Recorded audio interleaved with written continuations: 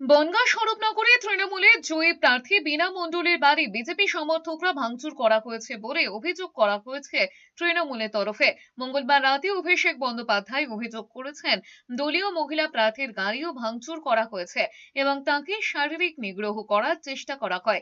कम से कम 150 ऐसे कैंडिडेट्स हैं हमारे जिनके घर के अंदर घुस के हमला चलाया गया है, जिनके नीचे गराज में या पार्टी ऑफिस में एकदम घुस के तोड़फोड़ मचाया गया है।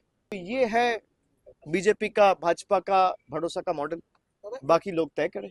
এদিকে ভোট মিটতেই পোস্ট পোল ভায়োলেন্স জেলায় জেলায়। নিউ টাউনে বিজয় মিছিলে খুন হয়ে গেলেন বিজেপি কর্মী। মধু মণ্ডল নামে ওই বিজেপি কর্মীকে পিটিয়ে খুনের অভিযোগ উঠেছে।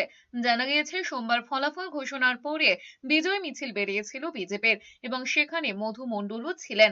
অভিযোগ তখনই তৃণমূলের কয়েকজন তার উপর হামলা চালায় বলে অভিযোগ।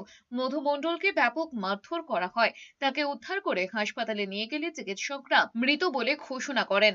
অপরদিকে ভোটের ফল বেরোতে বিজেপি সমর্থককে খুনের অভিযোগ উঠেছে হাওড়াতেও।